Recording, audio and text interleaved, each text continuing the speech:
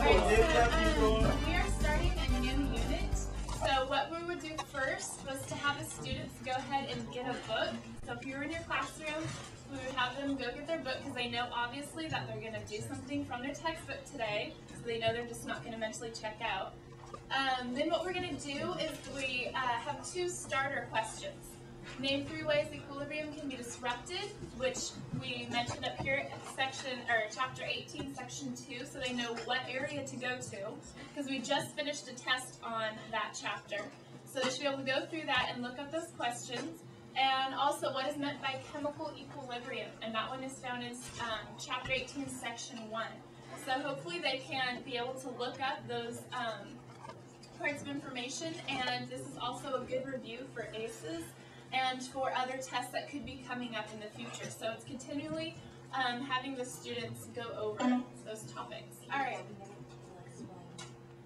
We put our R's and E's in our PowerPoint so that you guys can see it as we're going along. We wouldn't normally have the R's and E's listed. We have them in green so that we got that sort of covered that particular time. And so when we see that, we're going to let Jackie explain to you at what point we're doing what.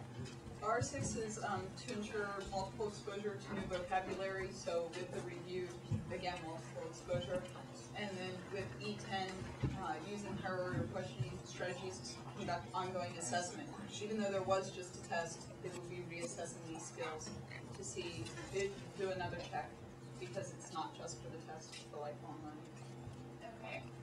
So at this point, we would go into what are carbons and hydrocarbons. Carbon, they know. Hydrocarbon is going to be a new word, and I might ask them, what do you think hydrocarbon is? I might break down the word, what does hydro mean? And we know what carbon is. And so we're going to start out at this point as a whole, and then we're going to go from here and start breaking down the lesson.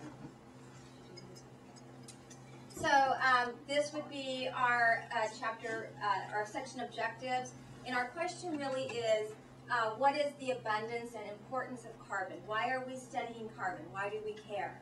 And then I would go over the objectives. These are the things that we're going to learn in today's lesson, whether through the PowerPoint, our discussions, or from our activities. And then I would go into, do you want to go ahead and do the We already covered E4, but I'll go back to E3, the whole part for full instruction. And then I would go into vocabulary, talking about carbon, its properties. On here, what is R2? R2 is teacher guides students through appropriate note-taking and summarization of information.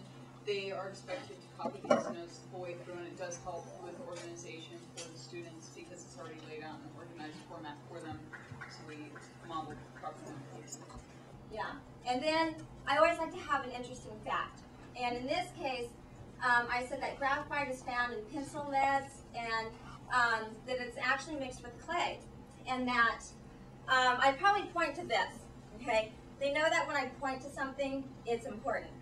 And so the number rating, like the number 2, number 5, number 7, is actually the percent of clay that's mixed in with your pencil lead. Okay, and then fullerenes, we won't go into that. Another thing I would do, have them pronounce the name, just to get familiar with all of that. Also known as buckyball, carbon 60 would be a buckyball. And then an interesting fact about buckyballs. Okay, once the lecture would be completed, then what we would do, if we had time left in class, we would have the students go ahead and go over the section review. What we would do is go and read through each question, not give the answers, but simply state what the question is and what the question's asking for. So at least everyone will have a general idea of what they need to look for when they're on their own independently working. And like I said, if there was time in class, we would have them go ahead and work on this independently. If not, they would complete it for homework. And then we would just simply go over the answers for each one of the questions to once again reinforce what we covered for the day and to help them later on through the rest of the chapter.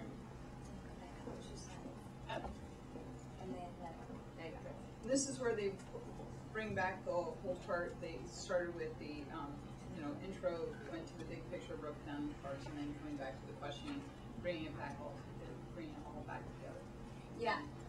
And then if we don't have time to go over the answers that particular day, I would definitely go over them orally in class, talk about it a little bit, and then maybe even go back to the slides that talked about it. Give them as much multiple exposure as they can, and then the next day maybe go into more of the questions. Sometimes there'll be worksheets, but sometimes the ones out of the book are nice because it's really focused. Then they can go back in the book, look at the pictures again, look at the vocabulary again, and so you just keep revisiting over and over again the pictures, the diagrams, and the vocabulary. That's the tip.